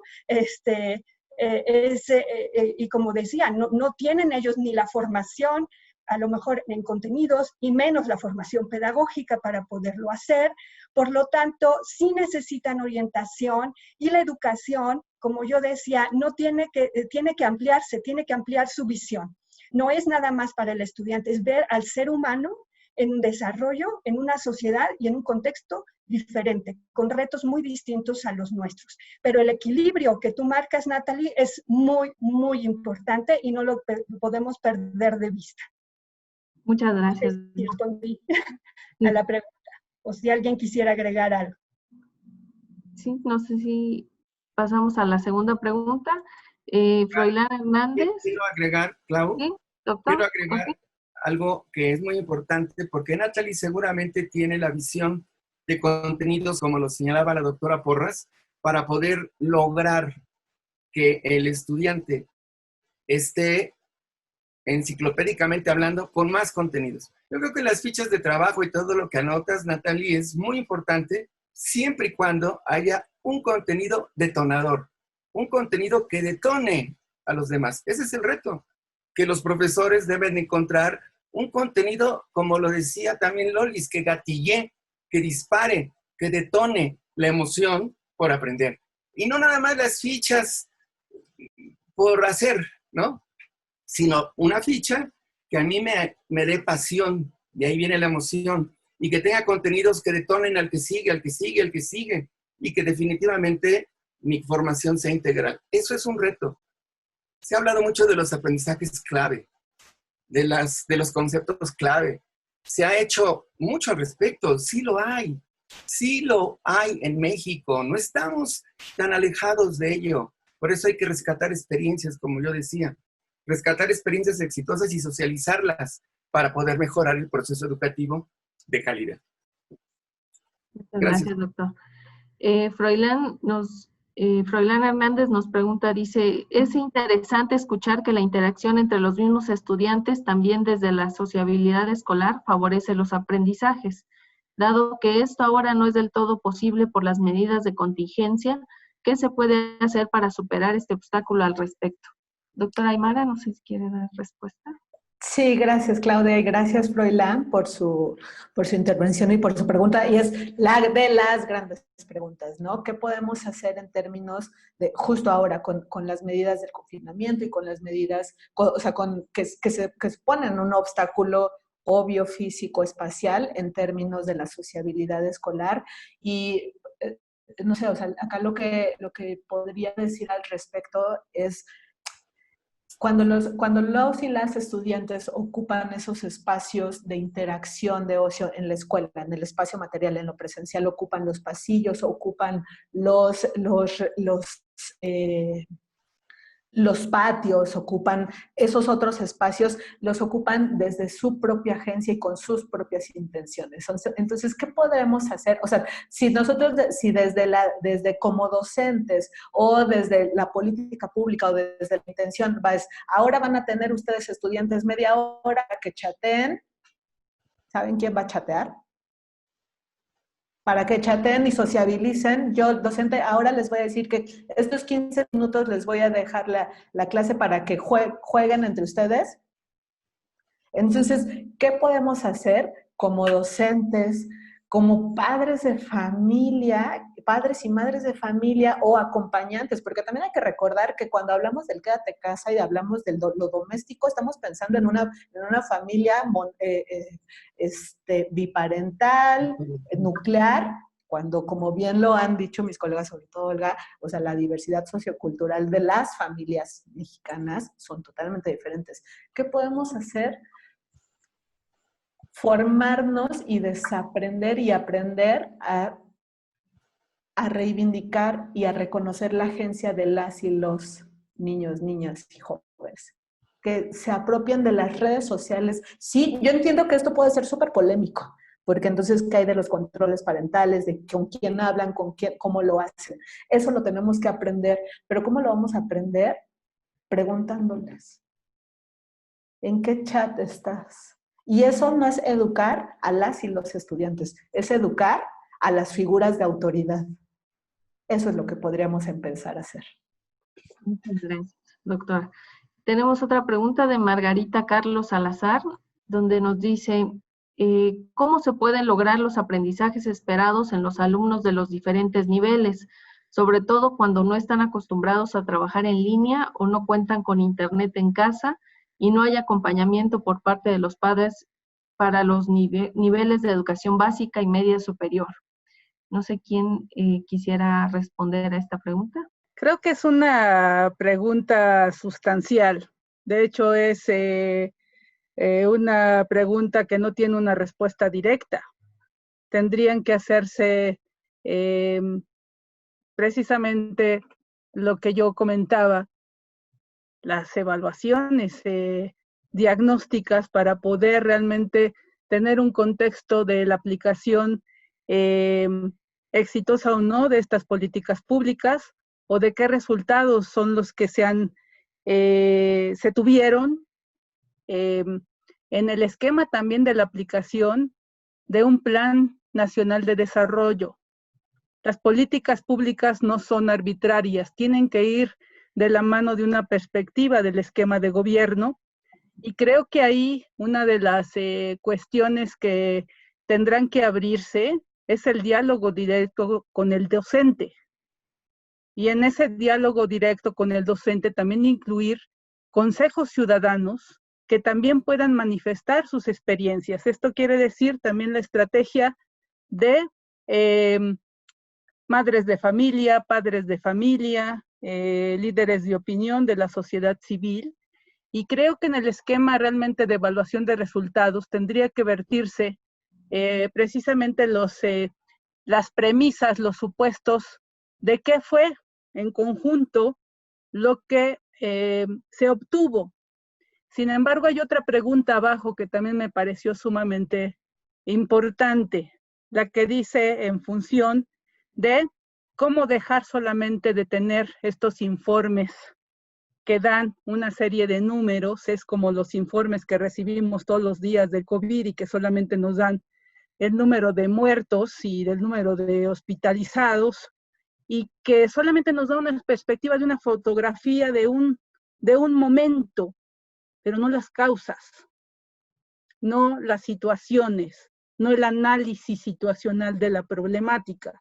Y creo que ahí se tendría que profundizar, porque estamos en un momento coyuntural que podríamos tener como un parteaguas en el análisis diagnóstico, análisis de resultados y propuestas de innovación, como bien lo han comentado mis colegas, específicamente Laura, y poder avanzar en el esquema estratégico de este esquema de proceso de enseñanza-aprendizaje que implica diferentes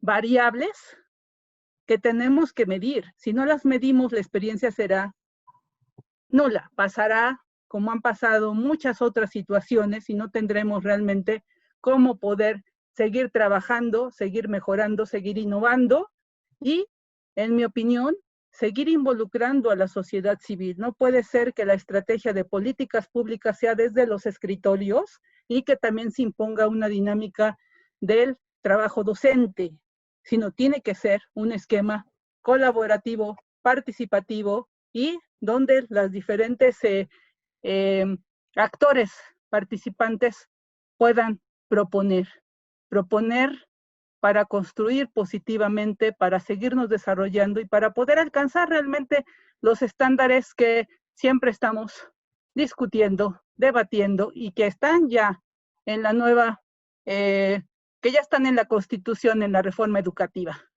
que es la calidad y la excelencia educativa, con el procedimiento y el camino que elijamos, pero llegar a ese punto fundamental. Y creo que todavía tenemos que seguir trabajando mucho. Muchas gracias, doctora. Otra pregunta dice, ¿sí, doctor? ¿Quiere participar? La respuesta que da mi colega Lascano es muy oportuna porque la pregunta es muy sustancial y claro que esta respuesta es muy acertada, pero la pregunta seguramente se le están haciendo muchos profesores de todos los niveles. ¿Cómo lograr los aprendizajes esperados, dado que los alumnos, yo diría, no tienen la competencia? Y por supuesto no tienen la competencia porque no tienen la herramienta, y no tienen la herramienta porque no hay dinero. Y entonces todo esto hace una cadena que nos lleva a un ciclo que no es virtuoso.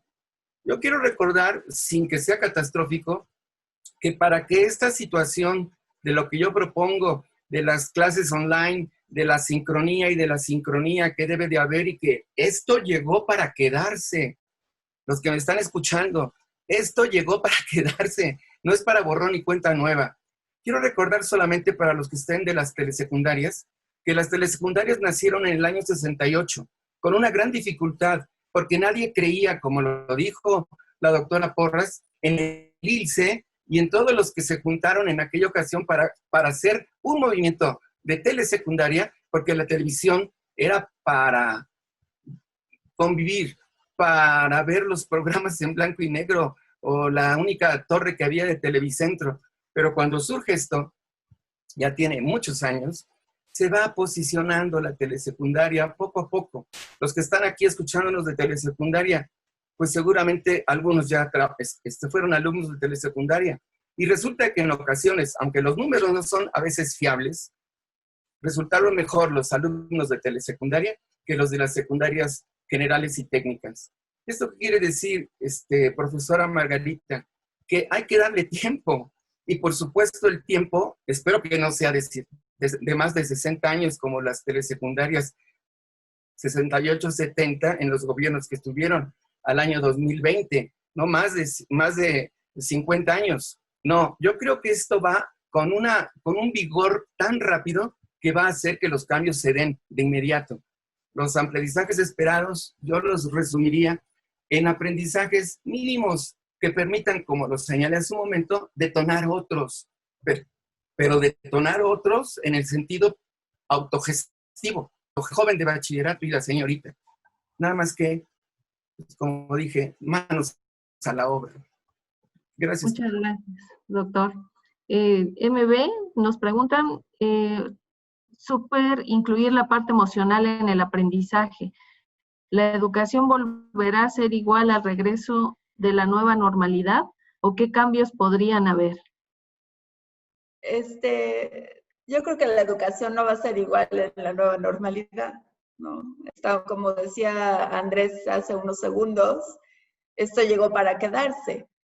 Entonces, yo creo que esto es un parteaguas. Ahora es un poco difícil decir es que va a suceder esto. Esto es parte de lo que abordamos desde lo socioemocional, o sea, del que estamos lidiando con una situación en la que no se sabe exactamente qué va a pasar.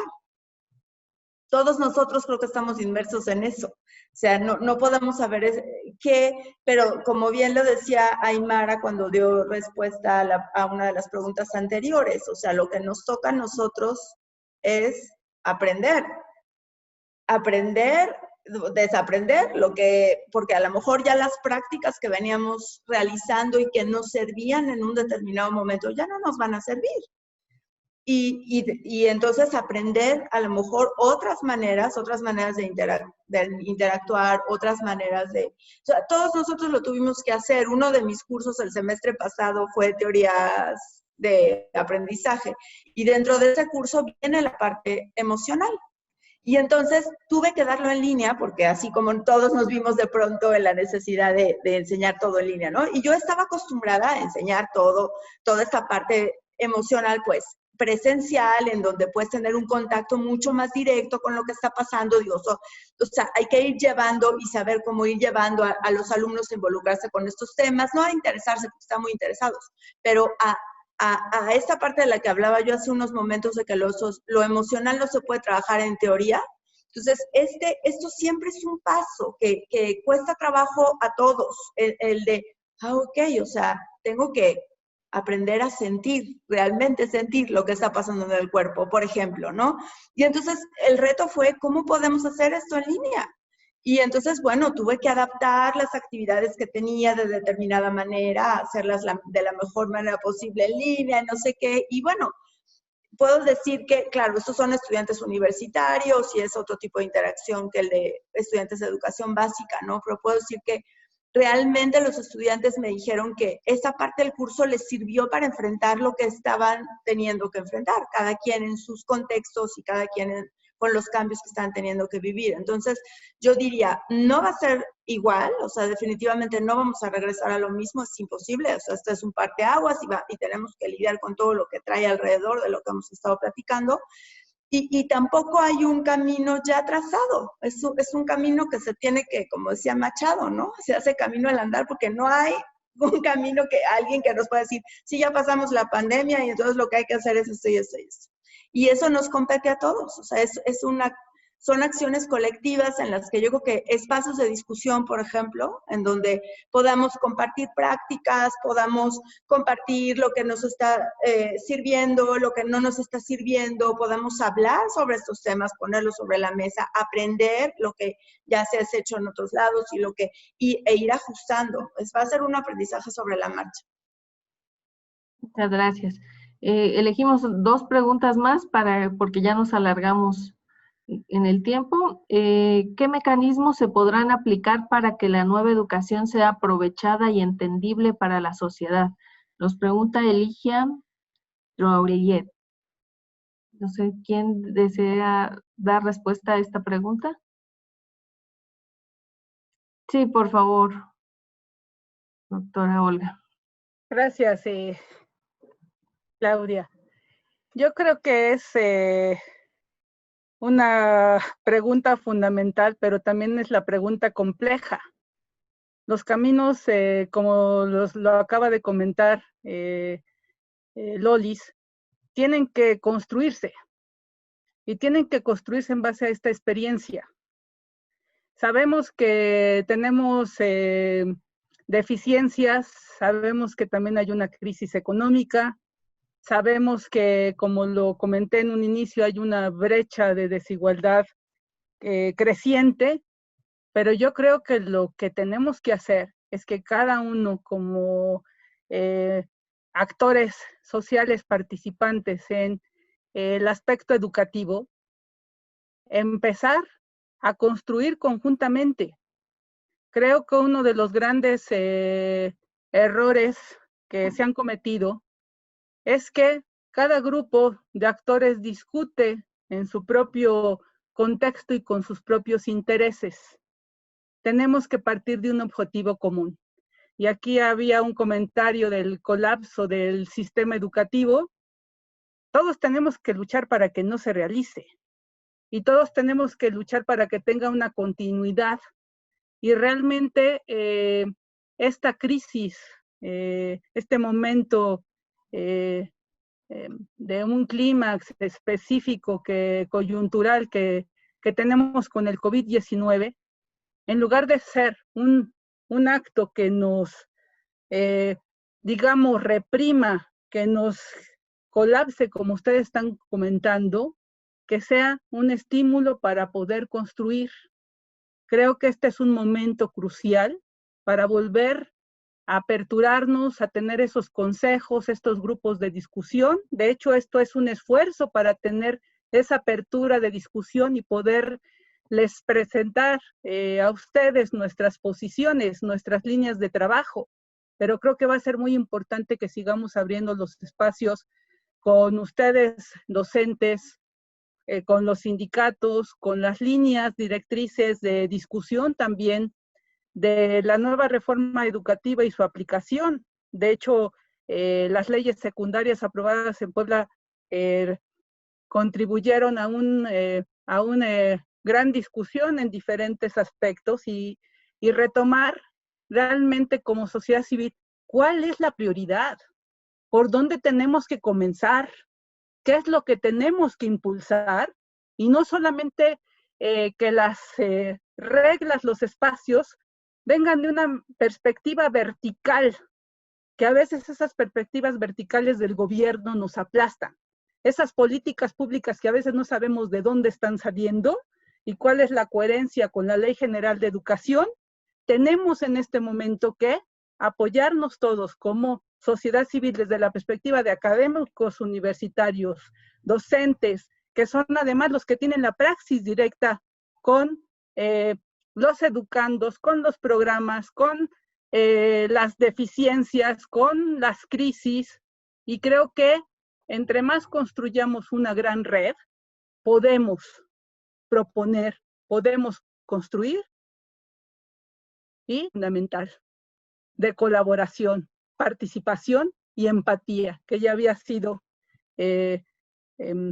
propuestos por diferentes organismos, incluyendo Naciones Unidas, UNICEF, que ha estado muy cuidadoso en el seguimiento del caso mexicano. Pongámonos en marcha, tenemos que trabajar, pero que tenemos que trabajar colaborativamente. Gracias. Muchas gracias. Bueno, y finalmente tenemos una pregunta que dice, ¿qué propuestas podrían surgir para promover la retención escolar en los diversos niveles y sectores? ¿Cómo vamos a visualizar los riesgos de abandono ante la presencia de la brecha tecnológica y los riesgos ante la falta de autoadministración y disciplina del trabajo autónomo? Nos la hace Ana Lilia Barbosa. No sé quién de ustedes quisiera contestar.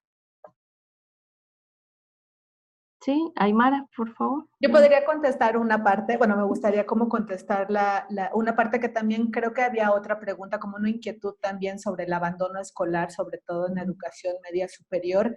Y bueno, un poco también, o sea, cuando hablamos de abandono escolar, o sea, la investigación educativa ha demostrado, bueno, ha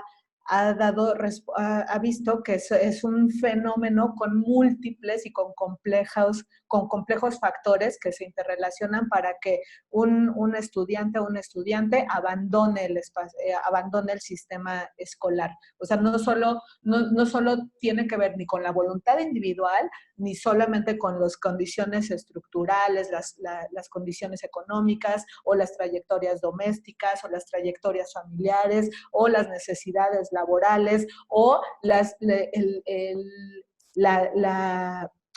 formas de convivencia al interior de los centros escolares. No, o sea, no tiene que ver con aspectos separados, sino que esas formas, todos esos elementos, las prácticas de enseñanza, las estrategias didácticas también promueven la deserción escolar. Y eso es súper importante. Todo eso, o sea, la interacción entre todos esos factores pueden explicar de cierta manera el fenómeno del abandono escolar. Es cierto que ahora con la pandemia, con la crisis económica, como lo ha mencionado Olga, o sea, la crisis económica que está y que ya teníamos, de por sí en nuestro contexto mexicano, con las desigualdades, o sea, las proyecciones del Coneval decían que vamos a salir de este confinamiento con un 76% de la población en pobreza. 76% de la población en pobreza. O sea, si un 49% es alarmante, 76% de la población en condiciones de pobreza es extremadamente alarmante. Y nos alerta qué vamos a hacer y qué hace la escuela y qué podría hacer la escuela en sus múltiples niveles ante esta realidad que pareciera muy negra. No hay una respuesta, no hay una respuesta, pero lo que sí me gustaría, una respuesta única, pero lo que sí me gustaría decir, y sé que suena repetitiva, pero la idea de reivindicar la necesidad del espacio escolar. Si bien ahorita estamos confinados y el espacio se movió a lo doméstico, pero hay que reivindicar con nuevas formas, con innovaciones, pero hay que reivindicar la necesidad social, cultural, académica del espacio escolar, pero un espacio escolar horizontal, crítico. Reivindicarlo. Rita Segato, con este término, Rita Segato, antropóloga feminista, decía, una de las disputas que se va a dar después de la pandemia es qué narrativas se van a articular sobre la experiencia del confinamiento como formas para proponer futuros. Y va a haber narrativas, y esto tiene que ver con quién narra la experiencia. ¿Qué experiencias narramos? ¿Narramos experiencias solo de miedo? ¿Narramos experiencias solo de encierro? ¿Narramos experiencias solo negativas o narramos experiencias de cómo los sujetos resistimos, innovamos y producimos? Esas son las experiencias, las narrativas que tenemos que poner y que nos pueden servir para el cómo, para el después que se va a construir. Gracias. Muchas gracias. Doctora Laura.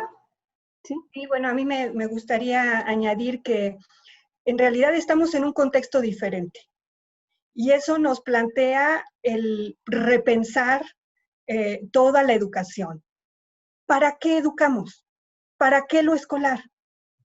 Si el estudiante no ve relevancia en aquello que se ofrece desde el sistema educativo, obviamente no va a regresar a él. Entonces tenemos que buscar qué es relevante para este momento, para este contexto, para estos estudiantes, para esta situación.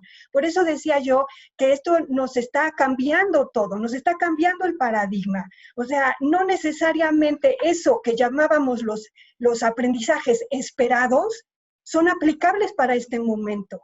¿Cuáles son los aprendizajes esperados para este momento? Tendríamos que replanteárnoslo. Sí. Y en el momento en que el estudiante empieza a encontrar sentido, relevancia, por supuesto que ellos mismos van a regresar y van a buscar las oportunidades para formarse, para aprender, porque la educación tiene que transformar su vida. Y ahí es donde tenemos que centrarnos, ¿no? Creo que ese restablecimiento de prioridades es muy, muy importante en cualquier estrategia que nosotros nos planteemos. Estamos ante una situación en donde el docente va a jugar un rol diferente, la escuela va a jugar un rol diferente, va a tener parte de lo que ya tenía, pero va a tener otras, los medios están teniendo otras. Entonces, creo que sí estamos en una situación sumamente interesante, de mucha construcción y que tiene que ser colaborativa, porque se van a encontrar de arriba, de abajo, de en medio, de todos lados, los conocimientos que se estén generando. Gracias. Muchas gracias, doctora. Y muchas gracias a todos los asistentes por sus preguntas. Este ha sido un evento muy enriquecedor en el que se ponen en perspectiva las opiniones de nuestros invitados y que nos brinda un panorama más amplio de la educación en tiempos difíciles como los que estamos viviendo. Finalmente, damos las gracias nuevamente a los ponentes que nos acompañaron el día de hoy y a los asistentes a este webinar. Pasen muy buena tarde y muchas gracias por su asistencia. Muchas gracias. Gracias, gracias por estar acá. Gracias. Gracias por escucharnos. Buena tarde a todas y a todos. Gracias, felicidades, gracias. Buenas tardes a todos. Muchas gracias. Gracias, felicidades, gracias. Hasta luego. Hasta luego. Luego. Bye, gracias.